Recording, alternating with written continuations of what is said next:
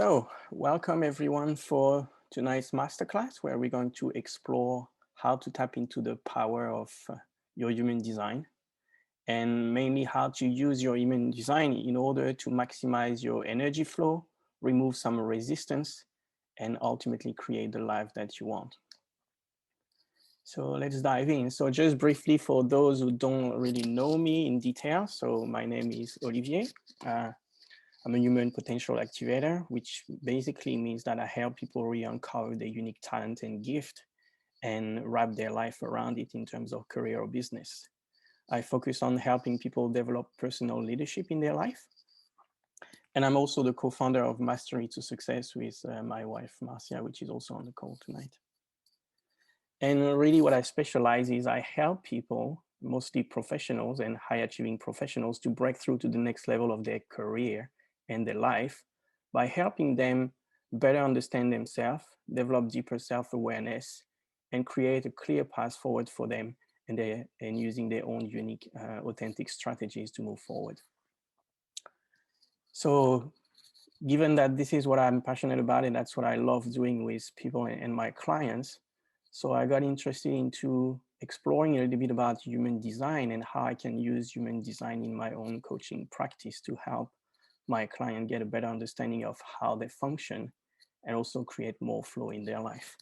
And that's why I got really hooked to human design, and we're going to explore that today. And my goal today is to give you a little bit of a glimpse of what human design can do for you, and most importantly, how you can apply in your own life. So first, I'd like to mention that human design doesn't define who you are, and it doesn't really define your identity. Human design is a tool for self-awareness to help you better understand yourself and certain aspects of yourself and your personality. But it's not about putting you into a box. As we will see, there's certain energy types and profiles, but it's not about putting you into a box. It's really about understanding some specific aspect of yourself and how you can leverage those to create more flow and remove some of the stress and resistance in your life. So imagine if I were to think about a human being, there's mainly three important aspects to human being and living. It's the why and the what. And usually the why and the why revolves around our core drivers, which are our deep unconscious needs, our core values, and also our purpose. And so the why and the what really defines our identity and who we are. And it's based on our perception, and therefore we are all unique and individual. Now, human design come into the picture more about the how. Understanding your human design is really about understanding how you best use and exchange the energy that you have with other people around you. And so it's about helping you understand better how you can create some more flow into your life and remove some of the obstacles, some of the stresses, some of the resistance that you may currently experience. And that's where human design come into the picture about how to be able to tap into your unique potential. So human design gives you some specific clues about your unique energetic tendencies. And so that allows you to gain greater self-awareness. And it's really important for you to understand that because it allows you to explore and experiment in life. As I said, it's not about putting you into a box. It's really about understanding how you can experiment and explore in life in order to create more flow, more energy, and less stress. And so that's what I'm going to frame human design into the context of tonight's masterclass, to give you some specific clues about yourself and how you can start to immediately apply them into your life to create more ease and flow. So first, why understanding human design in your human design chart, which we'll go through it later, is useful and valuable? What are certain elements to that make it really important to understand? The first one, as I mentioned, is about how to best use and exchange your energy with the people around you. We are constantly operating within a society among other people.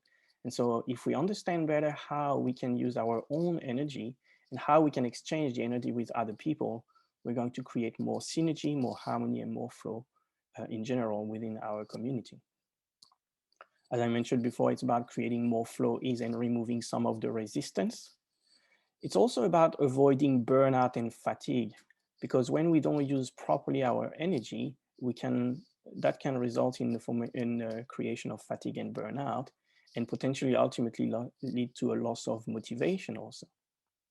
One of the really key important aspects about human design is as we go through the human design chart, we start to uncover some potential areas of external conditioning. And as we become aware of the conditioning, we can start to gradually let go of some of the conditioning to live more freely and authentically as who we are and who we were born to be.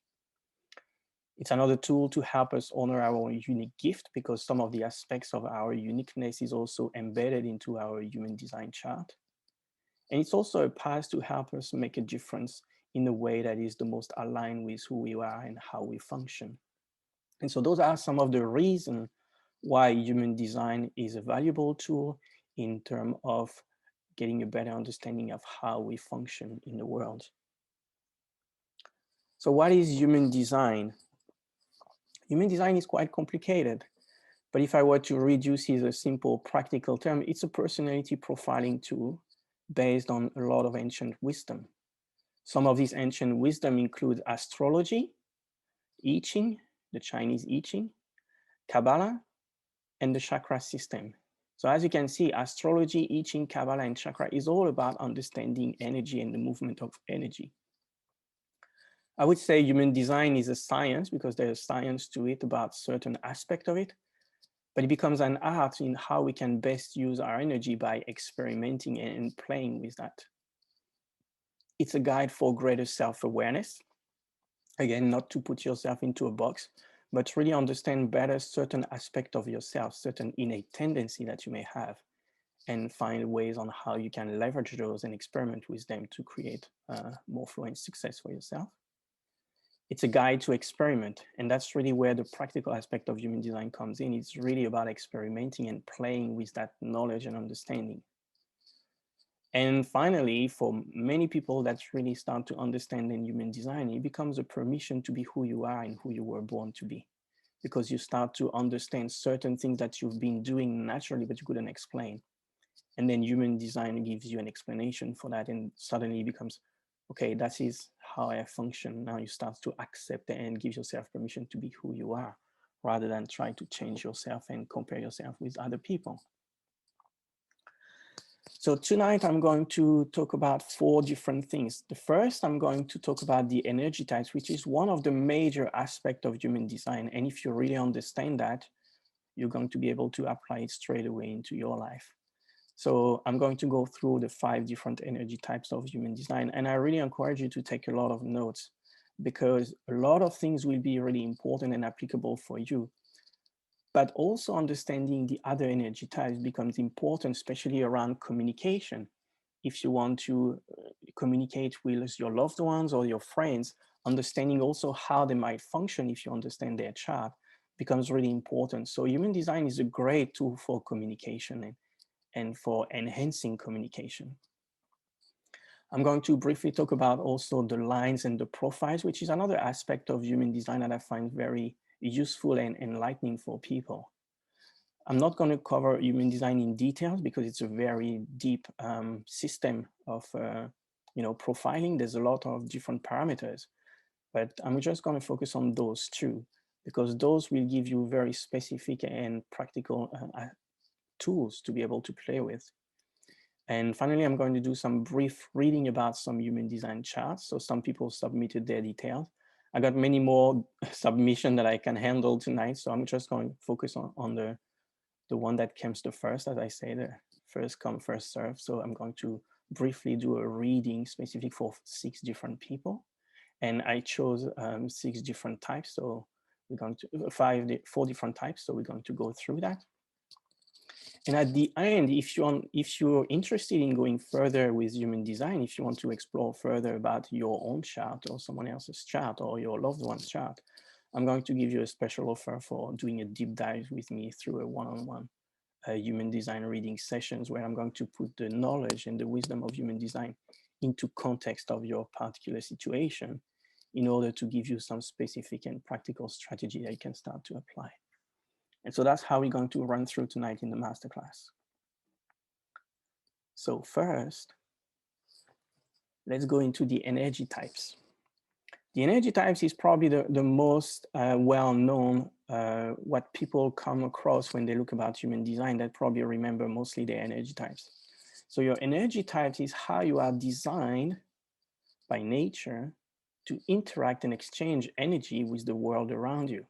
And that includes people, of course, but it also includes your purpose and the things that life puts on your path, the opportunities, the possibilities that come towards you on your life path.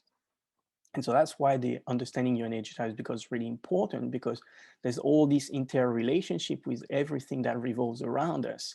And so the more we can understand our energy type, the more we can maximize the opportunity that comes to us and maximize also the communication with the people that are living around us or with us. So I'm going to refer several times to a human design chart. So there's many different tools or software on the internet to be able to determine your human design. And I chose this one from Jenna Zoe, which is myhumandesign.com. The reason I chose this program to create the chart is because this is the one that gives you the most comprehensive profile free of charge. And so you got the most detail by using this profile. It's also a little bit more modern looking, I like it. And it's very simple to understand. And so that's what I'm going to use when I look through people's chart. I use this program and this platform in order to generate their human design. And so when we talk about human design and the energy type, this is what you're going to see here. For example, this chart, it's a sample chart. This one is a generator, and there's a short description here. And so if you have your chart, and I hope you did print out your chart or created your chart before the talk, because you're going to get the most out of it. But this is where you want to look. This is going to tell you what type you are, what energy type you are, okay? So if we look at the distribution of the different energy types, there are 5 different energy types according to the human design systems. And this is just some statistics from the original human design website called Jovian Archive. And so these statistics come from more than 35 million charts that have been done on their platform. And this gives you a repartition, a distribution about the different energy type. So we have people that are classified as a generator energy type. We have people classified as a manifesting generator. We have manifestors. We have projectors, and we have a very small amount of the population in general that are classified as reflectors. So if you look at the percentage, it's about 35% generator, about 30% manifesting generator, about 10% manifestor, about 20% projector, and roughly 1% of reflector. And so what we're going to do now, we're going to dive into each energy type and look at some specific characteristic of each one of them. And I'm going to take you through the different energy types and looking at 3 specific aspects of each energy type. We're going to look at the conditioning, as I mentioned before.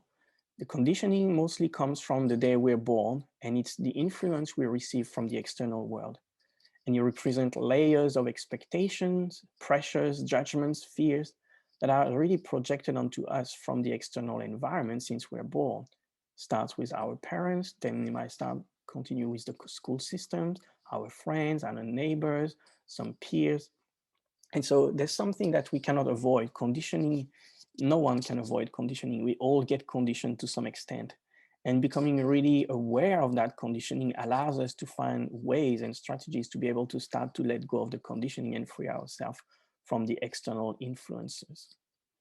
And so that's what we call deconditioning. It's about letting go of all the preconceived notions of life, basically what we are not, so we can start to operate from the inside out rather than from the outside in, based on the influence of other people around us. And we're also going to look in the energy types what we call the strategy. And the strategy is the most natural way we can attract opportunities in our life. And as we will see, the strategies varies from the energy type. So the conditioning, the deconditioning, and all these aspects change from energy type to energy type. And that's what we're going to look into more details here.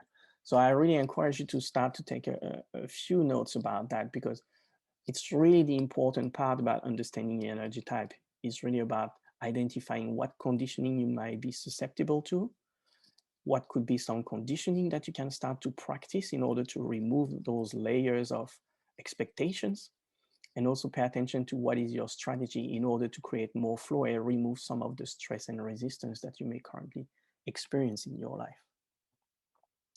So we're going to start with the generator profile. So the generator profile, as a note, the important part of the generator profile is what we call the sacral. I'm just going to backtrack quickly to show you what is the sacral. So if I look at the chart, this is the sacral center, and that's what defines a generator type. So the generator type has an influence based on the sacral, and that energy becomes colored, what we call defined. Okay, so if we go back. So for the generators, it's really about embracing their creativity and their desire, because when they do that, they can really type into the life force energy, which is usually generated by the sacral energy center.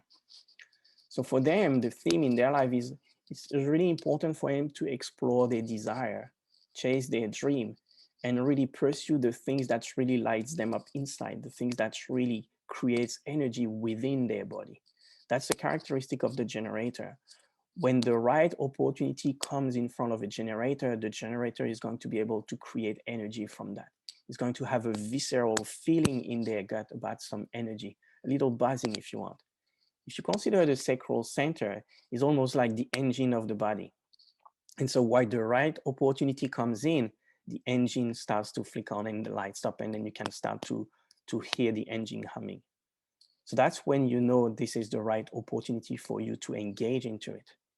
When another opportunity comes to you, but you don't get that visceral feeling, that visceral buzzing of energy, it just means that this opportunity for you is not right for you to pursue. Because if you were to pursue that, your energy is not available for you to continue. So imagine the sacral as a battery of energy.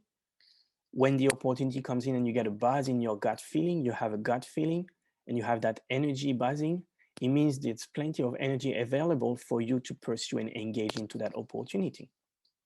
However, if an opportunity comes in and you don't get anything in your gut feeling, you don't get that sensation, that energy buzzing, it just means that you can't light up. These things doesn't light you up. And therefore, if you engage into that opportunity, you probably won't be able to sustain it because you won't have the energy available. So the sacral tells you whether there's enough energy or not enough energy for you to engage in a certain activity, in a certain project, or pursue a certain opportunity.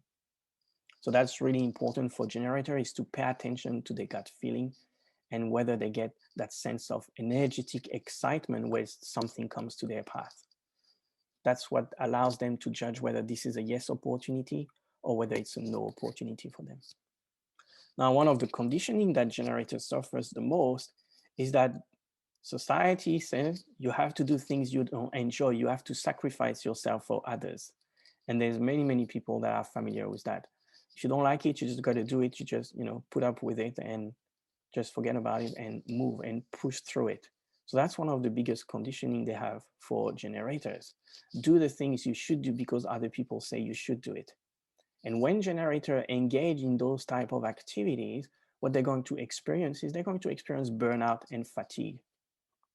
And this is not a bad thing. It's really a feedback for them to tell them that they're just pursuing and engaging in something that is not really aligned energetically with who they are, because it doesn't drive energy. Instead, it drains them of energy. And so really, when you are a generator, the important thing to pay attention is wherever you engage in some activities or some projects, does it create more energy inside of you or does it drain you of energy? If it creates more energy, you know that there is an energetic alignment with that and you're good to go. But if you pursue something and you feel tired every day, you kind of burning out, this is just a telltale sign to tell you that what you're trying to push towards is not really energetically aligned with you. And therefore, you have an opportunity to start to reflect on whether you can find a better thing to do. So the deconditioning about avoiding burnout and fatigue is really about listening to your gut for a yes, no answer to an opportunity that comes to you and not overcommit. Because as a generator, you have the ability to generate your own energy. People will tend to pile a lot of stuff onto you and say, oh, you know, you're plenty of energy. You can do that. You can do that. You can do that. And the problem is if you start to accept everything and take on all these responsibilities, some of them you will be aligned with and you have no problem, but a whole bunch of opportunities won't be aligned with you energetically. And that's what is going to start to drain you. And so really the deconditioning for you is to pay attention. Have you been someone that tend to overcommit? Or are you someone that thinks that, oh, I should do that because? If you keep telling yourself that, it's just a sign that you're conditioned. And so start to pay attention and start to practice letting go of the should and letting go of the overcommitting, and rather restrict the opportunities to those that really lights you up inside and really engage your sacral energy. So one of the signs to pay attention when you're not pursuing your human design and following your human design is you got frustrated. Frustration doesn't come from being frustrated at people. It comes from frustration of not being able to move forward fast enough. Generator is all about creating momentum. And if you're not able to create the momentum, that's going to create frustration. If you think that, you know, it's hard and you encounter a lot of resistance, that's where you're going to experience frustration. And so use frustration as a telltale sign to guide you in terms of navigating the opportunities that comes to you. And the strategy, what is the natural strategy for you as a generator is just to look at whatever opportunity comes your way, you have to respond to it, whether it's a yes or whether it's a no signal. And the response will come from your gut feeling. How does it feel? Does it trigger a ramping up of energy in your sacral center? If it does that, then it's a yes for you to pursue. If it doesn't do it, then it's a no for you. At least it's a no for now. It might become a yes later down the track, but right now, in that moment, this is a no response for you. So don't engage in it. Otherwise, you're going to experience drainage of energy, fatigue, and ultimately a whole bunch of frustration. So some example of famous generators, and I think it's important to take that into context because that's going to make you think about how you see those people, what they represent to you. Now you will be able to associate them with a particular energy type. So for example, Oprah Winfrey is a generator. She creates a lot of energy and she shares a lot of energy with people. Albert Einstein also was a generator. The Dalai Lama is a generator, and also Bill Clinton.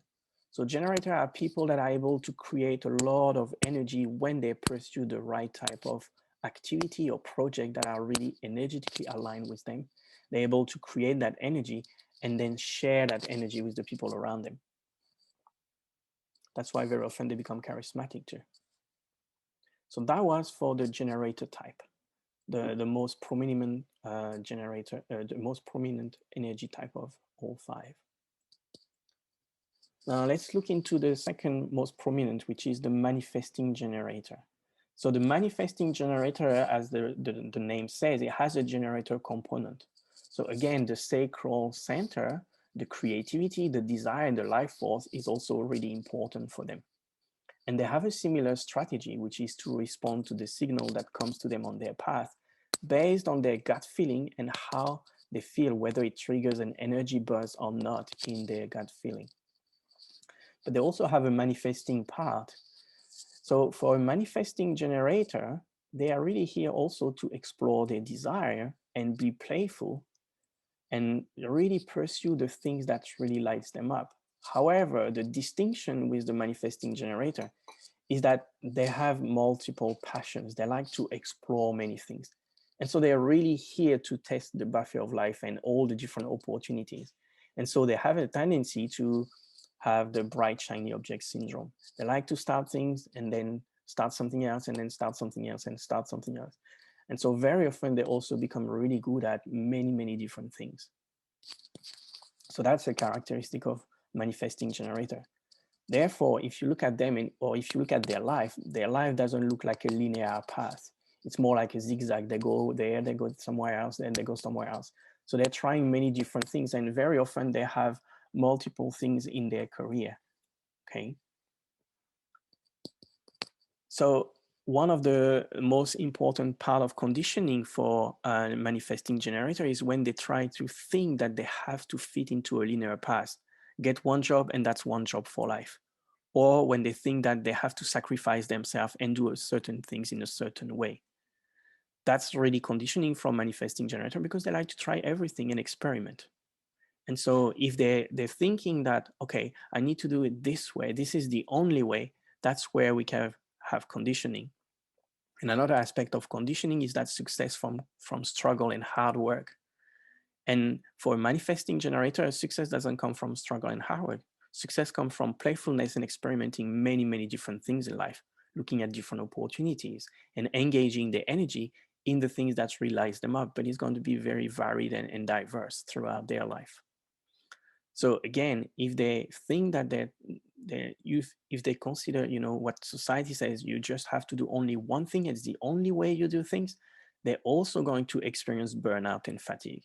And again, this is going to be a sign for them to tell them that they're just going onto the wrong path, or they're just conditioning themselves based on external opinion, society, and expectations.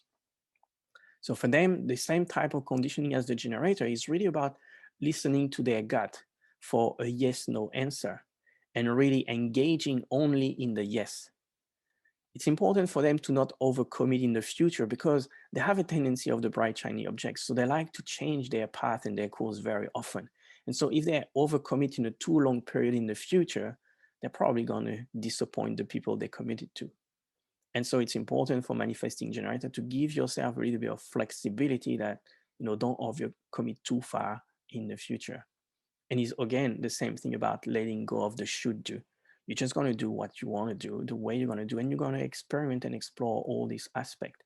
It doesn't make it a problem. It's part of how you're designed. You're designed to interact with all the different experiences that life is going to bring to you. However, you only design to engage in the one that are really triggering your sacral energy. And that's where, again, it becomes really very important about paying attention to your gut feeling and listening for that yes, no answers. That's really crucial. Now, because they are manifesting generator, they also have the ability to start some things. And so the manifesting generator is a hybrid between the generator and the manifestor. And we're going to talk about the manifestor a little bit later. Now, for them, because they are hybrid, they have two signs to pay attention to. The frustration that comes from the generator type energy, but also the anger that comes from the manifestor type energy. As I said, the frustration comes from when you push into something and you're not achieving the momentum you want to create because you're experiencing a lot of resistance and your energy is draining. That's going to trigger frustration. Anger comes from when people tell you what to do and you don't want to do that. That's going to create anger. If people trying to box you into a linear path, that's going to also create anger because you don't want to do that. You want to explore all the different possibilities. So that's one of the distinctions between manifesting generator and generator. Generator, they're mostly going to focus on a few things. The manifesting generator is bright, shiny objects. And that's really part of how they learn and how they acquire their wisdom and knowledge by sampling all these opportunities and experiences. So some famous manifesting generators, we have Martin Luther King, Vincent van Gogh, we have Mahatma Gandhi, and Marie Curie. So again, it's just for you to think about how do you see those people? What is your perception of those people? How do you see their life? And see in the context of manifesting generator and trying many different things. Now, the next type we're going to explore are the projector. So we talked about manifesting generator and generator. They have access to the sacral energy, and that's really one of the key characteristics of these two types. Now, the next three types we're going to talk about don't have access to that sacral energy. At least they don't have consistent access. They have access to sacral energy and life force, but more in burst, on and off. And therefore, because there's not that consistency of energy, they need more rest. They need to pace themselves a bit more. So they don't have as much stamina as compared to the generator and manifesting generator. They have a completely different rhythm. And the reason is because they have a completely different way of doing and being. Generators and manifesting generators are more doing people that derives meaning and fulfillment from the doing, the activity itself. Projector are more being people, and they derive more fulfillment from being recognized for their gift and what they see. So the life adventure for the projector is really here not to do a lot of things and not to push hard, but is really here to see, has a broader picture, a broader vision, and they can see things that other people don't.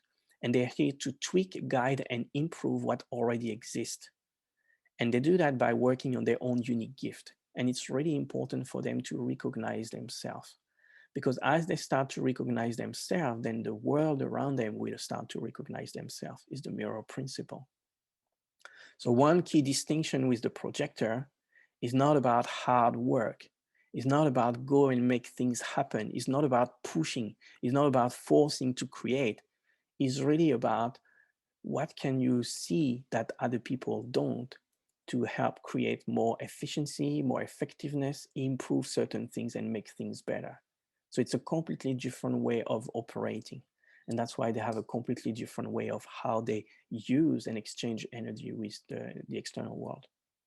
So their conditioning is the thing they have to push, to create, to work hard and go make things happen, like the generator and manifesting generator. But when they do that, they also experience burnout because that's not how they design to use their energy.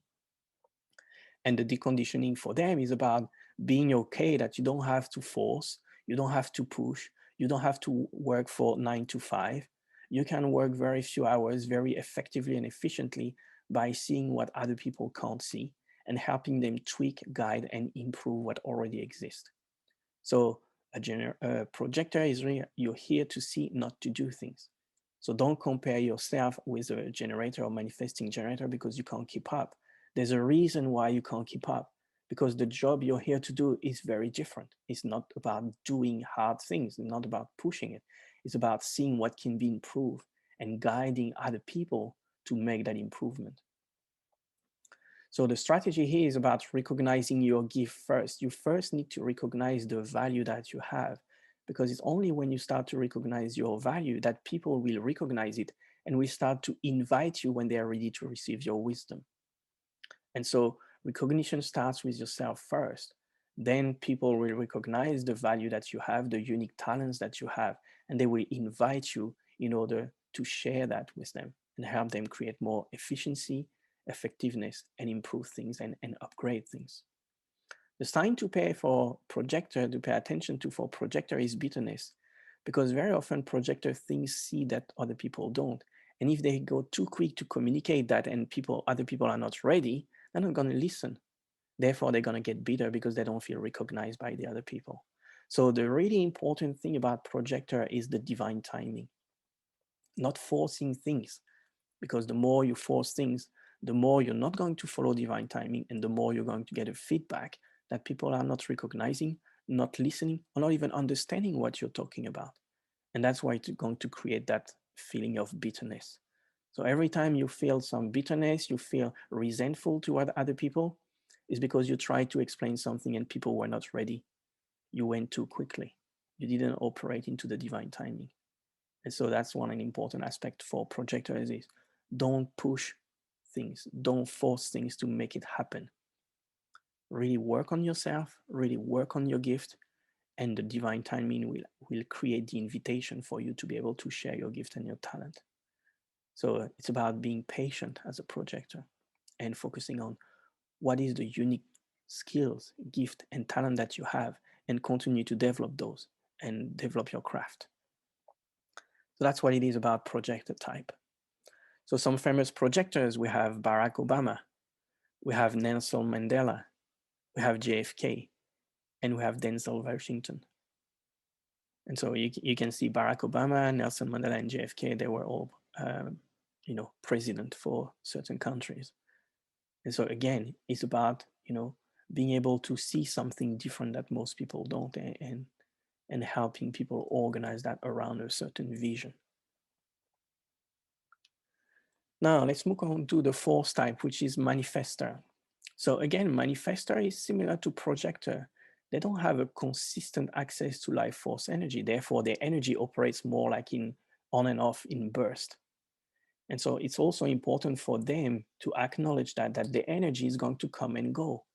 And so if they force themselves to constantly be on the go, they are going to also drain their energy and ultimately burn out and fatigue. So that's really important for Manifestor. Another thing for Manifestor that is important, they are here to spontaneously start things. And when they start things, they're going to rally the energy of the people that really resonate with their creation. So very often Manifestor are starting movement and rallying people around a movement, around an idea. So that's what Manifestor here to do. Start something, start a movement, create something new, and bring people around that. Now, one of the great conditioning about manifestors is that they shrink themselves in order to please other people, or they apologize for their greatness. Manifestors are here to be loud. They are here to shine. They are here to be bright and being like a beacon to guide other people. And so if society doesn't like in Australia, like the tall poppy syndrome, that's going to really affect the manifestor because they're going to try to minimize themselves, reduce their natural talent and greatness in order to please other people and don't make waves. So one of the most important conditioning for manifestor is to be a people pleaser in order to be liked because they constantly seek approval. However, the important thing for a manifestor is not seek approval, is do your own thing. And people that approve you will follow you. People that don't won't, and that's okay. That's all what it is. It's all about doing your own thing, starting your own thing. This is about initiating, not about seeking approval. And so the conditioning for manifestor is about, okay, start and share your journey, share your intention, share your truth with other people. Make people aware of what you're doing. It's about allowing yourself to be seen and heard and make an impact. And it's important as a strategy to inform other people of what you want to do, where you're going, what you're starting, just to keep them in the loop, but not to seek approval for them. You don't need approval. You're here to just start from scratch and create something new. Create a movement, create a new thing, a product, a new idea, launch something. You're not here to seek approval. You're here to do your own thing. But it's important for you to inform other people so they don't get, misunderstanding from what you're doing, or they don't know what you're doing. So it's really important for you to inform other people so they know where you're going, what you're doing. If they really resonate with you, they're going to follow you. If they don't, they're not going to follow you, and that's okay. That's what it's meant to be. So one sign to pay attention for manifestors is anger. And the anger comes from when people tell you what to do. This is what you need to do. As a manifestor, you just want to do your own thing. You want to start something new. And so you're going to get angry when people start to tell you what to do. So if you're experiencing a lot of anger, it's just because you're subordinating to other people and trying to please them and minimizing what you truly want to do or who you truly want to be. And so again, it's about paying attention to those little signs that give you an indication whether you're subjecting yourself to conditioning or not, or whether you have transcended that conditioning and you're just living more freely in your life. So that is the key bits about manifestors. So some famous manifestors, we have Mao, we have Martha Stewart, Maya Angelou, and George W. Bush. Again, what you think about these people and how you see them, see how does it fit with the manifestor type energy. And finally, the last type, the last energy type, which are the reflectors. And remember, I said they're about 1% of the population. So they are the most rare ones. So these people have no centers that are defined. I mean, don't have any centers in the chart that is colored. So it means everything is undefined. And so they're not being consistent with generating the energy. And so they have more like a on and off energy, again, similar to the projector and the manifestor. And they're more susceptible to the external world because they don't have a set definition. They don't have certain defined energy center in their chart. And so they're more like a receptive to external environment, external influences, and external energy. And their life adventure is here to be a chameleon, to be able to mold to each different situation and adapt to all the different situation, and really be a mirror for society. They're almost like the barometer for society, and reflecting to society how society is doing, how society is moving forward. And so they are really a feedback mechanism system for society. And that's why they don't have any set definition, because they're able to adapt to all the different situations. One of the biggest conditioning that people with reflector types suffer is the expectation that they should know who they are. Because they don't have any set definition, they're not meant to be a specific person. They're just meant to be able to blend in, adapt to every different situation. They're not meant to be set and defined as a particular person throughout their whole life. So they're going to morph, they're going to change, they're going to adapt. And so the biggest conditioning they suffer from is when people accept them to know who they are in that moment and stay consistent with that.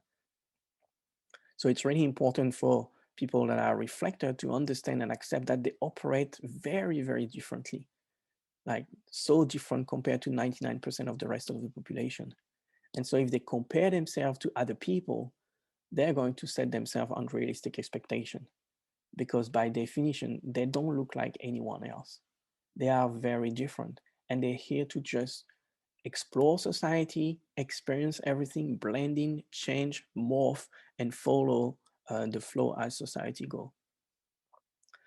The strategy for them is to really, what they say in the human design, which is they have to wait a lunar cycle. Now, it's not necessarily a lunar cycle, but they tend to wait a bit longer for them to make decisions until they feel good. It's really important for them to really feel good before they engage into making an important decision. And so they have a tendency to wait a little bit longer than most people. The reason is because they're constantly changing and morphing to their environment and adapting to their environment. And so it takes a bit longer for them to make decisions. And a sign for them to pay attention to is disappointment. And disappointment comes from they're comparing themselves to other people around them, which in 99% of the case will be completely different energy type. So if they subordinate to external expectation, they're going to feel disappointment because they're not going to see that they can match up with what other people expect of them. They are so different, they are so unique. And so that's the sign for them to pay attention to. Now, there's not many reflectors, but some famous reflectors include Sandra Bullock, which is quite important. If you want to be an actor, you need to be able to morph into all the different characters. And we have some writers, Dostoevsky and Richard Burton and H.G. Wells. So again, reflector, they're not here to be a certain person, consistent. They're here to be able to morph and change according to the different situations that they experience. And so that is what is the characteristic of the reflector. They're here to reflect to society how society is doing. They're a barometer for society. So that was a brief overview of the 5 different energy types. And it's really important for you to really understand the specific aspect of each energy type. And most importantly, understand what type of conditioning you might be encountering, or you might be suffering, or you might have experience with. Because the more you understand the conditioning, the more you become aware of the type of conditioning that you're subjected to, the more you can start to do something about letting go of the conditioning and regaining your personal power and live according to your human design. So that was one of the key aspects of human design, the energy types. Now I'm going to go into another aspect that is quite important in human design, which are your lines and your profile. So your lines comes from the trigram of the I Ching. So remember at the beginning, I talked about the I Ching, which is one of the founding systems that underpin human design. And the I Ching is about transformation and the transformation of energy. Originally, the I Ching was called the Book of Change, and it's an oracle for helping people how to transform and transmute energy. So it's really about transformation of energy. And the I Ching, there's 3 grams or there's 64 hexagrams. And so that's where the lines come from. Basically, the lines determine our profiles, and the profile represent the personalities we tend to naturally embody.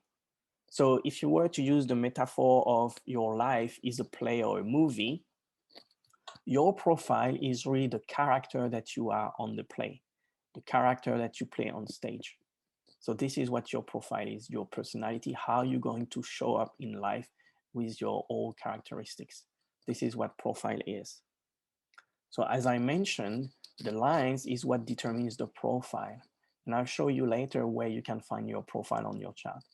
But there's basically 6 lines, 2, 3 grams, 1, 2, 3, and 4, 5, 6. The lines 1, 2, 3 is really about how we explore the world, how we learn about the world, how we uncover knowledge and wisdom. The line 4, 5, 6 is more about how we share and how we contribute with other people. So the line 1, 2, 3, there's more like a self-internal process, is more directed towards the self. And the line 4, 5, 6 is more externally driven and towards more other people and sharing to other people. And so when we look at your profile is composed of 2 different numbers. And I'm going to show you where you can find on your chart. But the first number is how you see yourself. It's your personality number. It's usually what you are conscious of. And the second number is how other people see you. This is more about your design, and it's something that is more unconscious. So I've got an example here. I've got 2, 4, and 5, 1. So if we look at 2, 4, that means the person that has a profile 2, 4, they see themselves as a 2. However, other people see them as a 4. And for a 5, 1 profile, they see themselves as a 5, but other people see them as a 1. And we're going to go in detail about the 6 different lines so you can start to understand your profile. But if you look in your chart, this is where you're going to find your profile. For example, for this particular sample chart, the profile is a 5, 1. So you have the 2 numbers here, and then there's a brief description about the profile, the challenge solver. So what we're going to do is we're going to explore the 6 lines so you can start to understand the unique personality, how you show up in the world, how your profile is. So we're going to start with line 1. So people that have in their profile a line 1, whether it's in the first position or in the second position, the line 1 means that you are someone that loves to learn and you want to know everything. So you're an investigator, you're a researcher, you look at studying things and you want to study things deeply. You do your research, you do your own due diligence. You're very dedicated to finding out information. You want to understand everything. So as a consequence, you're going to develop a strong knowledge base in the thing that interests you. And the interesting thing about the line 1 is that you need to have a solid foundation of knowledge to feel secure. So as someone that may have a 1 in their profile, whether in the first position or second position, they're going to constantly be around studying, looking for things, looking for information, wanting to understand different aspects of life, different discipline, and they're constantly seeking knowledge and understanding. Because the more knowledge they have, the more they feel secure about their understanding of the world, and the more they feel secure because that allows them to navigate life. So if you have a line 1 in your profile, you have someone that loves to learn and you want to know everything and you do your research. Now, if you have a line 2 is people that have a natural gift and they just want to do their own thing. So naturally you're gifted, you have something unique, you're naturally gifted, you're naturally good at something, and you just want to be left alone and do your own thing. So that's the characteristic of a line 1 profile. However, it's important for you to be alone to nurture your talent and do your own process. Very often people that have a line 2, they are really good at something, but they don't necessarily aware of what they're good at. And so it's important for them to spend time to develop their craft and really do some self-reflection and observe what they're cultivating, what are they developing, what are they nurturing, what kind of talent, what kind of skills, what kind of process they're developing. And very often when they're doing that, they don't want to be disturbed. They just want to be left alone to do their own thing. However, it's important as a line 2, if you have a line 2 in your profile, it's important to spend some time on your talent, your natural gift, because you'll be called to be able to share that with other people. People are going to want to know what you've learned. And so the more you can develop self-awareness, the more you can own your talent and your gift, the more you're going to be able to share it and pass it on with other people. So this is for people that have a line 2 in their profile, whether in the first position or second position. Line 3. Line 3 is all about experimenting in life and learning from trials and errors. You don't learn through the books, you just go through the whole experience. You do things, it works, it doesn't work, you learn what works, learn what doesn't work, and you continue and explore. So it's constantly experimenting, trying things, and learning on the field. You don't learn in a library, you learn by doing things yourself and going through the motions. So people that have a line 3 in their profile, life is your ultimate teachers. All the different life experiences are going to be teaching you some important information, important knowledge and wisdom that you're going to be able to pass on later on. So for people that have a line 3, usually they're not afraid of making mistakes, and they see making mistakes as an opportunity to learn something new. They love to play and interact and get their hands dirty. They just want to do the thing. They don't want to be told what it is. They just want to go through the experience themselves so they can really know. They learn by doing. You're naturally not afraid of failure.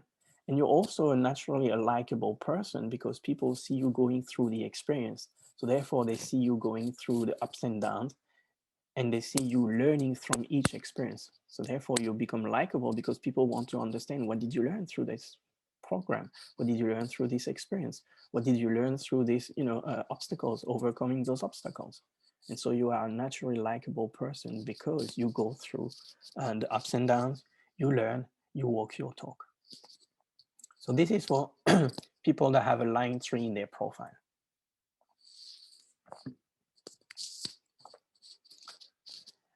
People that have a line 4. Line 4 is all about building your tribe.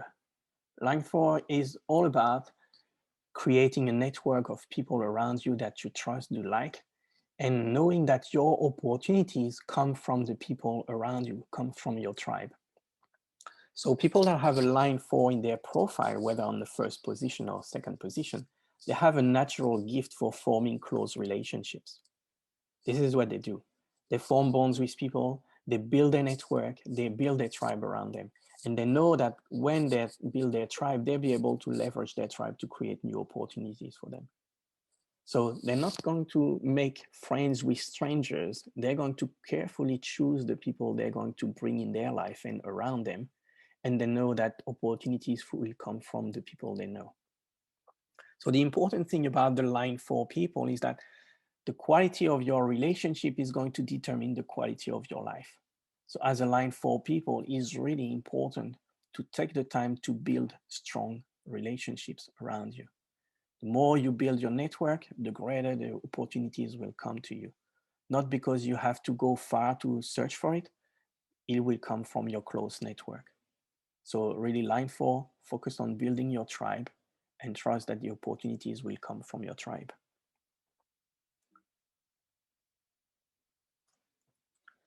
Line 5. Line 5 people generally love everyone. They love strangers. They can meet strangers. They can talk to anyone. And they really want to help everybody. They're the natural saver. They want to. They have the save the day energy. Meet someone in the street, they got a problem, they're going to go there and help them. Doesn't matter. They don't know. They're just going to have that energy. They have that energy to be able to save the day for everyone. And they love to connect with anybody. They love to meet anybody. And they can interact with anybody. They have that natural ability. Now, one of the things that is important for them to really understand is that they can't really help everyone. And so they have to be clear and selective of who really they can help the best with their skill set. No matter how strongly they want to help everyone, they have to be clear on there's some people that they'll be able to help, others that they won't be able to help because they don't have the skill set. So it's about being discerning and really clarifying who is the best person you can help with your skill set, with your knowledge, with your talent. And so that's why this is the important thing for people that have a line 5, whether it's in the first position or second position in their profile. It's about being discerning and not trying to overcommit to try to rescue everyone. It's about being clear and specific. These are the people I can help the best, and focusing on helping those people, the one you can help the best. Not trying to save the day for everyone, not overcommitting yourself to everyone, because you're going to drain yourself and frustrate yourself. And the line 6 people. Line 6 people is about working on becoming an authority you are proud of. Now, the interesting thing with the line 6 is that they go through 3 different cycles in their life. So generally speaking, from 0 to 30 years of age, they're going to through trial and error and learning opportunities. The reason why is because during their first part of life, between 0 to 30, they go through life as a number 3. So they experiment, they go through trial and error, they make mistakes, and then they learn what works, what doesn't work, gather some knowledge and wisdom, and continue to do that. So that's the first cycle of life for a line 6 people. Then after they start to calm down a little bit, have a bit more perspective, become a bit more discerning, and between the age of 30 to 50, they start to create some internal and external balance. They start to integrate the internal and the external world. And they start to develop their own authority, develop their own gift, start to develop their own way of learning through life and life experiences. And then usually around after 50 plus, it's time for them that they have achieved balance and harmony inside and outside of them. And now it's time for them to start to share the wisdom that they learn through all this journey of trial and errors and integration of the external world and the internal world. And so that's why the line C is called working on becoming an authority you're proud of. The interesting things about line C is that they're already an authority, but they don't know yet. So they have to go through life to discover it for themselves. So people that have a line 6 know that if you look at your life, you're probably going to be able to look at your life and see 3 different distinct phases in your life. A lot of trial and errors in the early stage of your life, which creates a lot of learning opportunities to be able to gather knowledge, wisdom. Then there's probably going to be a more quiet phase in your life where you start to settle down a little bit more, start to reflect more, and integrate what's happening on the outside and what's happening on the inside, and start to build your own authority, whether it's professional or personal authority. And then after you reach a stage when you really understand what is the thing that you have unique, what is your unique talent, your unique gifts, your unique skills. And now you realize that it's time for you to be able to start to share that with other people and disseminate your wisdom. And so that's usually the 3 type of cycles in life that a line 6 profile we experience. Now the age bracket can change, but this is roughly a rough guide for you to see that there is generally 3 cycles in your life, and they look very different and feel very different. So if we look at all the different combinations of the profile, we end up with basically 12 profiles. So we could have a profile that is a 1-3, a 1-4, a 2-4, a 2-5, 3-5, 3-6, and 4-6. We can have a 4-1, and we can have 5-1, 5-2, 6-2, 6-3. So as you can see, I classify all the profiles into 3 different categories. So the first category is where the first number is smaller than the second number. These are profiles that are more called transpersonal. So it's more about their own life experiences and gathering knowledge and wisdom through their own journey. So the focus is more towards the self. So it's a more personal experience of life. On the other hand, the profiles that have a bigger number, when the first number is bigger than the second number, these are profiles we call more transpersonal. These are profiles that their life experience is more about the other people, is more about people around them. It's more about sharing what they already have and interacting with those people and making a contribution. And they are called more transpersonal. So their focus is more outward. For those that are more personal, the focus is more inward, is more around the learning. The sharing comes after. For the transpersonal, the sharing comes first. Okay. And there's a one profile that is alone in the middle, which is called 4-1. And this one is neither transpersonal nor personal. It's just here to follow his heart and experience life the way it is. So that's the main distinctions between the 3 different profiles. So it becomes important for you when you look at your profile on your chart. Are you more towards personal or more towards transpersonal?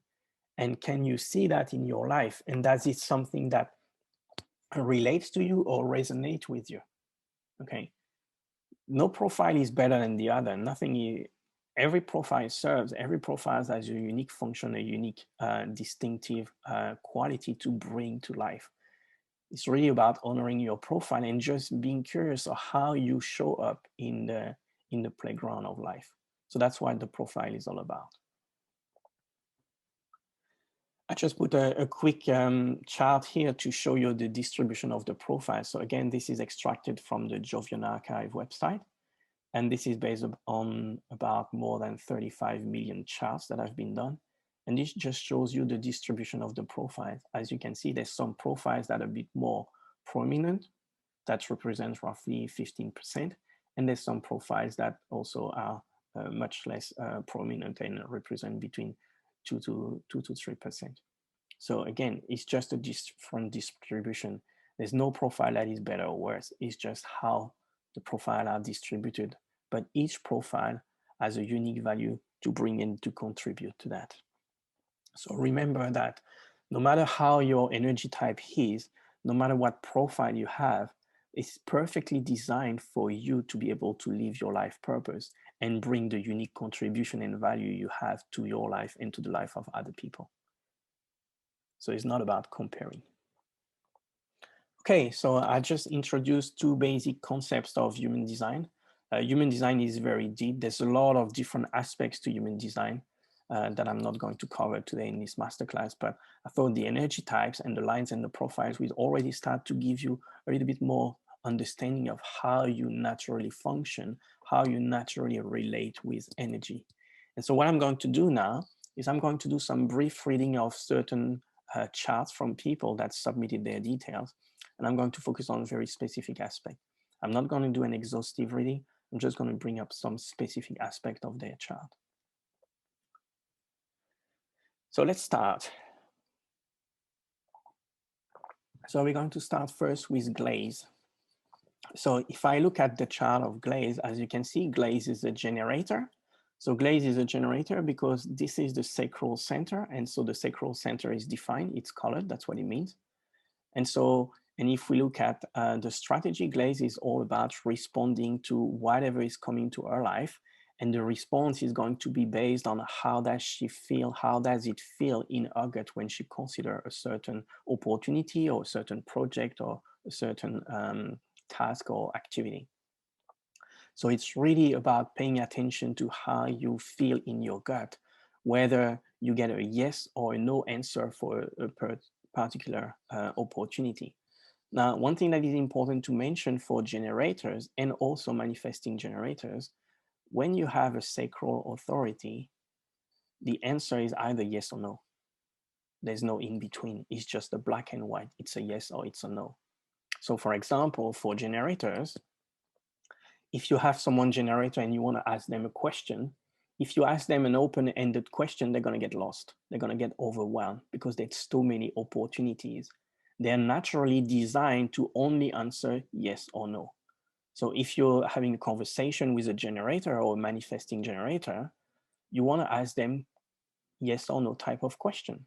So a very simple example would be, let's say for Glaze, instead of asking Glaze, oh, what do you want to eat for dinner? It's going to be overwhelming, too many options, too many possibilities. It will be very difficult for Glaze to make up her own mind. However, if we ask her, do you want pasta or do you want rice? It's going to become a very binary decision. This is yes or this is no. And so that's one of the important aspects of understanding your chart is it helps you really understand how you function and how you process information in your decision making. So for generators and manifesting generators, the decision making is binary. It's a yes or it's a no. And that yes or no will come from your gut feeling, how you feel in your gut. What is the energy telling you in your gut?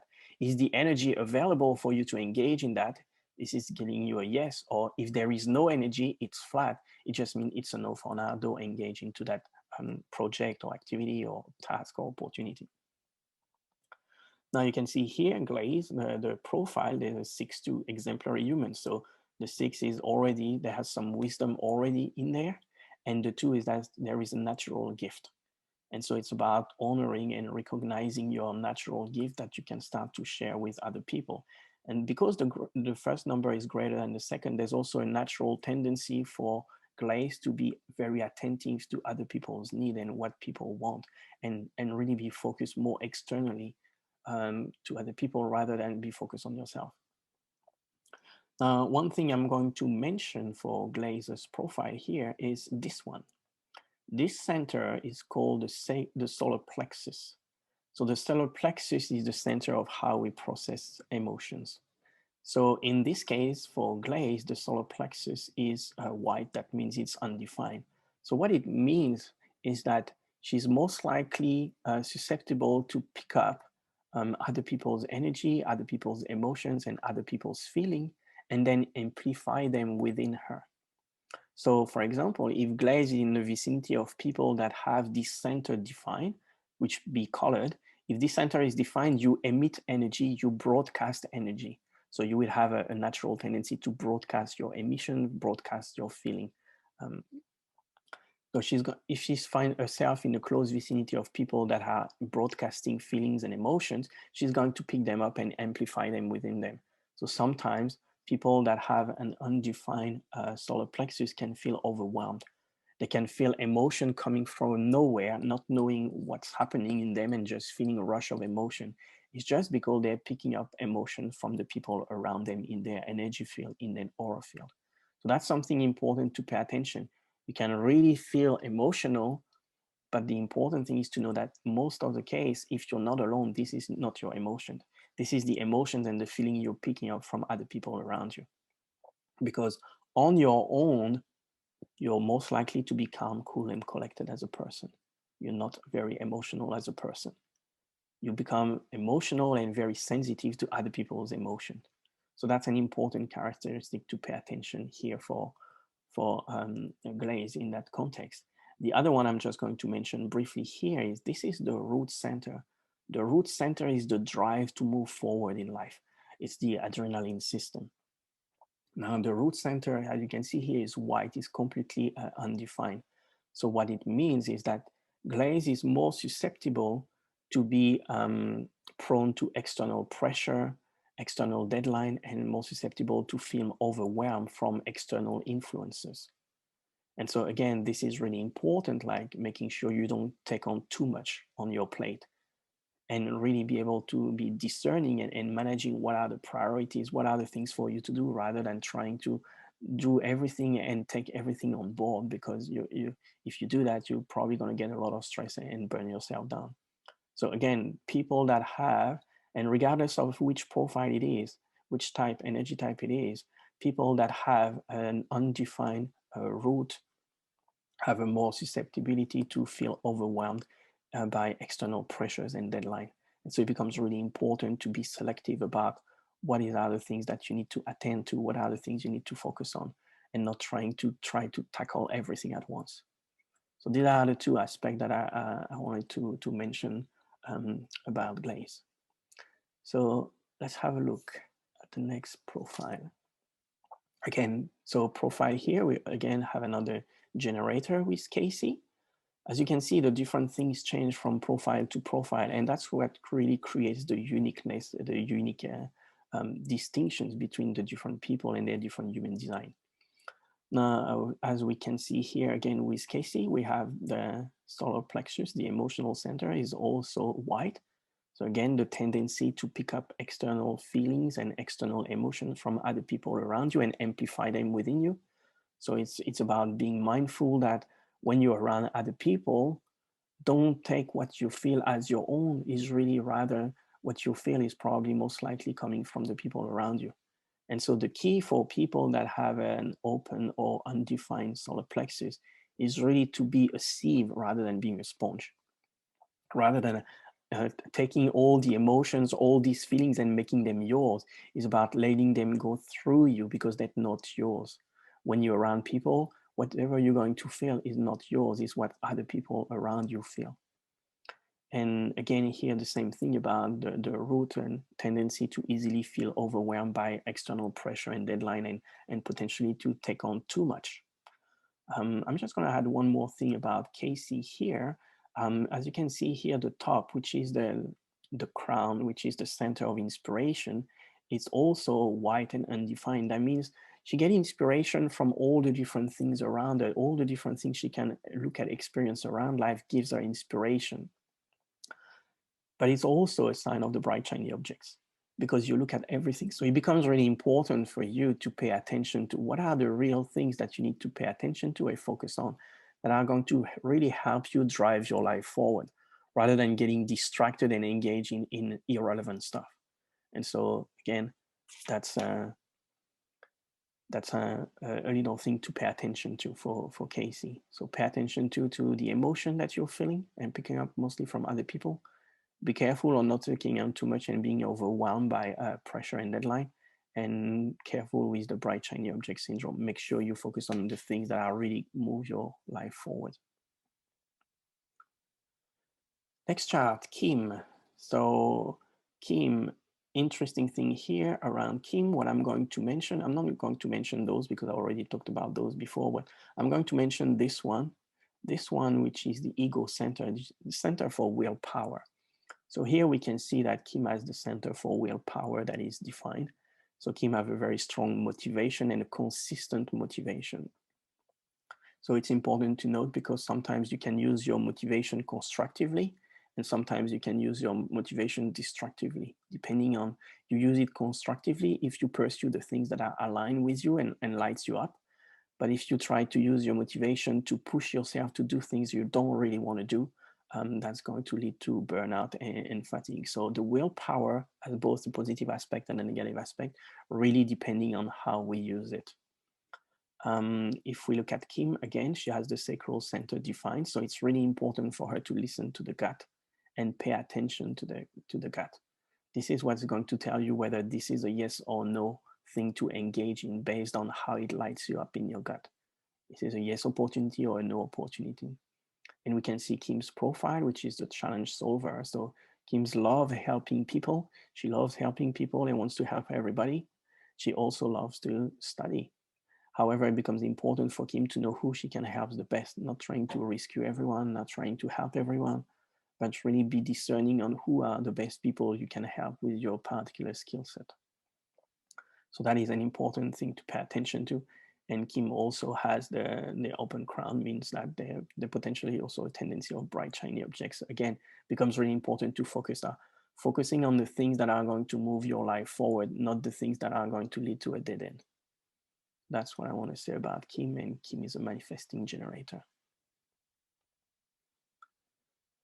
Next chart, Elizabeth. So interesting here, we have a difference. So here we can see that Elizabeth has a defined solar plexus center, the emotional center. So what it means is that Elizabeth is feeling her own emotions and feelings. So she's going through waves of emotions and feeling throughout the day. She's going through the ups and downs. And it becomes really important for Elizabeth when she wants to make a decision to really make sure that she reaches something we call emotional clarity. Emotional clarity is all about being cool and collected in your mind, not being emotional. And it's important to make that decision because otherwise, if you make a decision when you're on a high, as you go through your emotional wave, then you're going to reach a low point and then you might start to doubt and regret the decision you made. So for someone that has a defined emotional solar plexus, their default authority is going to be emotional solar plexus authority. And you're going to make decisions based on how something makes you feel. However, it's really important for you to wait until you go through the completion of your emotional waves, the ups and the downs, before you make a decision. The reason why you want to do that is because usually the emotional wave is louder than the signs you get from your sacral. And as a manifesting generator, it's important to pay attention to your sacral energy and your gut feeling. But if you don't make the decision, if you make the decision while you're going through the emotional wave, you won't be able to hear that signal. You'll only be able to hear that signal when you've gone through the emotional wave, you reach emotional clarity. Now you can look and tune into your gut to feel, okay, is this a yes or is this a no? So that's, again, this is really important. You have to ride the wave of emotion and let the emotion pass before you make a decision. Same thing here with the open route, so tendency to be more susceptible to feeling overwhelmed with deadline and external pressure or maybe taking on too much. And the same thing here, and bright shiny objects, looking for all the different sources of inspiration becomes really important for you to pay attention to what are the things that are worth pursuing, that are really aligned with you that really trigger that sacral response compared to things that may be just dead end. And the profile is a 5-1, it's challenge solver, so you naturally like to solve problems for people. You naturally want to help people, but you also have the knowledge about what you can do about helping people. So as a challenge solver, it becomes important for you to not solve every type of problems for everybody. It's important to choose what type of problem you want to solve based on your skill set, and really specifically who you want to help or who you can best help. Okay, next profile. And so we have a manifestor. So manifestor here. So manifestor, the characteristic of manifestor is there is no sacral center defined. So what it means is that there is no consistent access to the life force energy. So life force energy comes in bursts, it comes in on and off.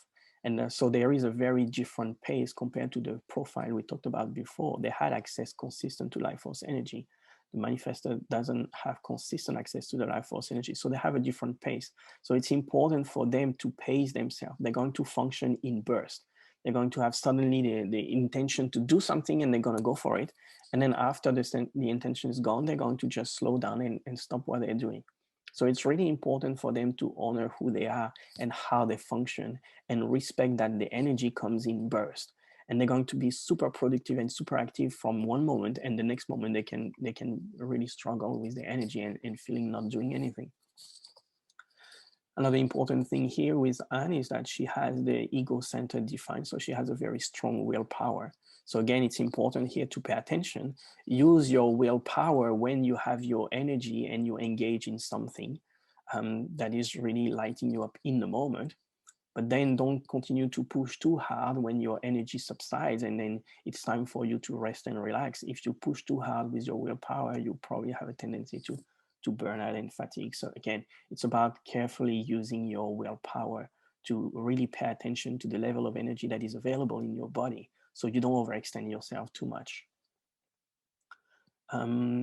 Ego authority is because the ego authority here means that the authority is you're going to make the decision based on what you want to do. And it's really important for you to honor that. What you want to do is the right thing for you to do. If you don't want to do it, you don't do it. So that's what ego authority means here in this case. And we have a profile 6-2 exemplary human. So again, a tendency to really focus outwardly first, naturally, but also Anne has a natural gift, and it's important for her to take some time and spend on her natural gift to be able to nurture it, craft it, and develop it, because that's how she's going to be able to pass it on to the people around us and share it with other people. And one last thing I'm going to mention here, this center is called the G center, is the center of identity. So when the center of identity is not colored, that means it's undefined, you have a tendency to be very flexible to your environment, and you can adapt very well to your environment. So again, it's important to pay attention to that. You're very adaptable as a person. And final chart, I think, is Hussein. So Hussein is a projector. So again, characteristic of the projector, there's no definition in the sacral center. So again, for a projector, the energy comes and goes, comes in bursts. And so it's really important for a projector to pace yourself. Don't force yourself, don't push yourself to do things.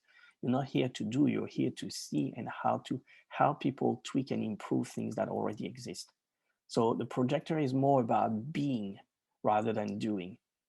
All the gifts, all the things you have to contribute is about the being and the things you see that people don't. Now, what we can see here is that Hussein has a defined emotional solar plexus. So again, you're going to go through your own wave of emotions, the ups and downs. And it's really important for you to make decisions after you've gone through your full wave of emotion, after the ups and downs, and you reach the state of emotional clarity. When you are calm, collected, and grounded, that's where is the best opportunity for you to make the right decision. So again, pay attention to that. And one distinctive feature here that Hussein has is that the root is defined.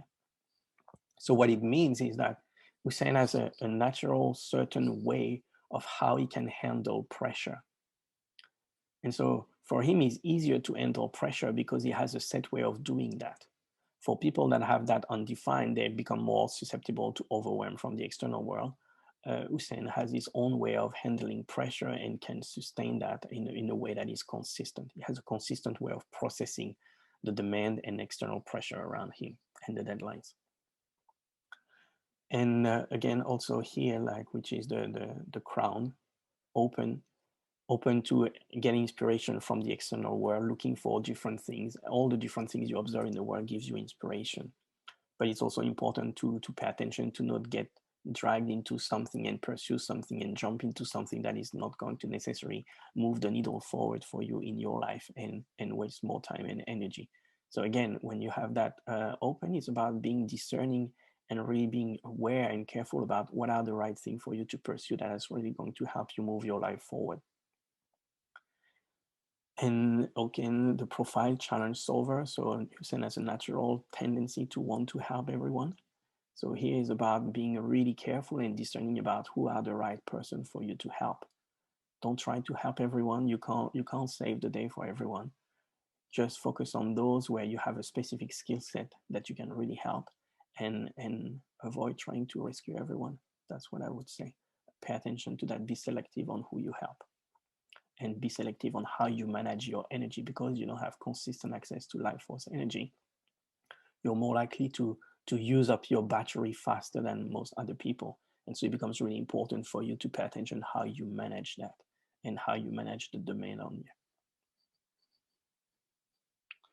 Okay, so that was a very brief reading of some of the charts, and I'm just going to quickly recap the key points. So if I recap the key points for the energy types, to give you a quick summary. So for generators, they're really here to spread and share energy by doing things that really lights them up, things that really drives their energy in their gut. That's what they're here. The more they respond to opportunities that really lights them up inside and gives them that sense of gut feeling, this is a yes, the more they're going to be able to create energy, spread it, and share it with the people around them. For the manifesting generator, they're here to manifest energy by really exploring the buffet of life. And so it's about giving yourself permission to explore so many different things. Don't think you have to stick to only one way, one job, one type of work, one career path. It's about really sampling all life opportunities and knowing that you're okay. It's okay to be able to do that. That's how you're going to naturally learn and be able to contribute to the people around you. And that's how you're going to magnify energy, because you're going to magnify energy by that playfulness about life, about testing the buffet of life. Manifestors are here to create energy by starting new things, starting new projects, starting new ideas, launching new product, creating new movement. That's really what Manifestor is all about. They're going to create energy, and then they're going to rally the energy of the people around them that really resonate with what they're starting to create. And so it's about honoring yourself and giving yourself permission to create what you really want to create, not subordinate to other people and that trying to squeeze you down and shut you down and say, oh, you can't do that, otherwise you're not going to be liked. It's about going and doing your own thing and giving yourself permission to do that. Projector is about guiding and tweaking the energy of other people around. Basically, the generator, the manifesting generator, is about guiding them and tweaking their energy in order to create efficiency gain, because you are a person that sees things that people don't. They just have their blinkers doing their things, and they don't necessarily have the big picture. As a projector, you have a natural tendency to be able to see the big picture. You have a natural tendency to think in systems, and you have a natural tendency to see what you can do to tweak, improve, upgrade, and guide and optimize the systems for people to create those efficiency gains. So don't don't focus on doing, focus on being and observing and seeing things that other people don't. And reflector, they're here to be the chameleon of the world. They're here to be able to sample all the different type of experience and situations. And they're really here to reveal and mirror the energy of the world around them so they can reflect it back to the other people. So for reflectors, don't put too much pressure on yourself to try to be in a certain way, in a certain type, or being consistent in a certain way. You're here just to explore life and reflect the energy back to society so they can have a better understanding of how they're doing and how they're functioning and moving forward. You're here to be a barometer. So that's a brief summary of the energy types and a brief summary of the lines and profiles. So people that have a line 1 in their profile, either first or second position, You love learning and you seek full understanding of everything. So honor that. This is really important. You're here to find out things, find out facts. You're here to study. You're here to research. You're here to do, to look at all the different aspects and all the different possibilities. So honor that. People that have a 2 in their profile, they are naturally gifted. They have a natural genius. What becomes important for them is to take the time to really honor that and reflect on that. So they become more and more aware of that. And so they can start to share with the people around them. People that have a line 3 in their profile, well, you're going to go through life experiences. You're going to try things. It's going to work. It's not going to work. You're going to make mistakes. You're going to fail. And it's all about harnessing the wisdom as you go through all these experiences, because life is your greatest teacher. So be okay to mess things up around. Be okay to have a lot of experience. Be okay to make mistakes. That's how you're going to learn it and bring that forward to other people. People that have a line 4 in their profile, it's about making sure you focus on building your tribe, building a close network of people you know, like, and trust around you, because these are the people that are going to bring you all the opportunities that you're looking for. And so build your tribe, nurture your tribe, build your relationship, cement your relationship. This is where the opportunities will come from. People that have a line 5 in their profile, they love people in general, they love strangers, and they want to save the day to everyone. For them, it's really important to be discerning, and not because you can save someone's day, not because you can doesn't mean you should. You have to be more discerning and really focus on how you can maximize the use of your skill set to really help the best people that is suited for, not trying to help everyone. So that's for people that have a line 5. And finally, people that have a line 6 is about remembering that you're already born wise already. You're just going to have to rediscover your wisdom in a way through the different cycles you're going to go through life. But there is an inherent wisdom that you've gained through a life experience. It's already there. It's about for you to become more self-aware of that wisdom so you can start to share it with other people around you. Okay, so that was a brief tour of human design where I mentioned briefly the energy types and some of the key characteristics of the energy type. We went through the lines and the profile. I did a very brief reading of some human design charts, looking at generator, manifesting generator, manifestor, and projector. And so if you find something interesting in all these aspects, if you start to resonate with some of the things that I pointed out based on the different design, the different types, and if you're curious about understanding more, as I say, I only scratched the surface. There's a lot more depth, there's a lot more individuality that we can go through. And so if that is something that resonates with you and you're curious and you'd like to explore more in detail your chart, I have a special offer for people that registered for the masterclass to do a deep dive on one-on-one with you and explore your chart in more details. So the special offer is about doing a deep dive one-on-one with me in a session, and where we're going to go more in detail, looking at all the different energy centers that you have. We're going to explore a bit more your authority, and I'm going to explore also the channels. The channels are things that connect two centers together. These are channels, this is a channel. So we're going to explore the channels and some relevant gates. These are some gates when there's not a full completion of that channel. And this becomes really important when you want to understand your idiosyncrasies, some very specific aspect of yourself or your design. And we're going to also go through your purpose and your incarnation cross, which is the theme of your life. So if that is something that interests you and you're curious and you want to understand more, I have a special offer. My regular fee for a one-on-one human design reading is $350, but because you attended the masterclass and you got a little bit of more understanding of that, so I'm offering a human design reading one-on-one for a special price of 250 Australian dollar. Now, this reading is not just about reading your chart. It's really about asking you first a series of questions to be able to put your chart into context with what is most important and meaningful to you. What are your goals? What are your highest priority? What are your current challenges? Because it's not just about reading your chart, it's about making sure that the reading is going to give you some specific action steps, some specific tips, some specific tools for you to start to implement and experiment with that. And so that's why, as part of the reading, it's not just a reading, it's also a coaching sessions to help you really apply the knowledge and wisdom of the human design to your specific situations in order to help you create more flow, create more energy, remove some resistance, and remove some of the stress. So it's going to be specifically tailored to you. What is your current situation? What are you trying to achieve? What are the roadblocks you're experimenting? And what are some ways and strategies we can help you based on your human design that you can start to do and implement right now?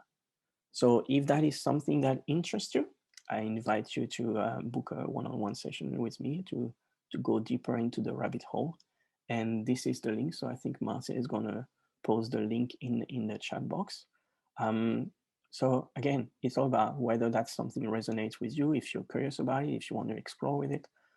This offer is going to be valid for the next 7 days. So if you're interested, you can book within the next 7 days. After 7 days, the offer is not going to be there anymore. But you can have your reading much after that. You don't have to have your reading within the next 7 days. You can just book the sessions if you want, and then have your reading later at your time, whatever suits you. So if that human design is calling you, this is your opportunity to explore with me. If it doesn't, that's okay. I hope you got some knowledge, some valuable insight about yourself, some valuable insight about how you can start to change the way you communicate with the people around you, and explore that a little bit more. And really, human design is all about giving yourself permission to honor who you are and the way you function. I would say that is the biggest things that you can learn from human design. Honoring yourself, accepting yourself, but also accepting other people, how they function, how they behave. The more you understand about your human design, the more you're going to understand about yourself, but the more you're going to understand about other people. And that's going to help you change the dynamic of how you interact with other people, how you think, how you act, how you reflect. And it's going to also affect your perception. So it's really a tool for enhancing communication, synergy, and harmony between people.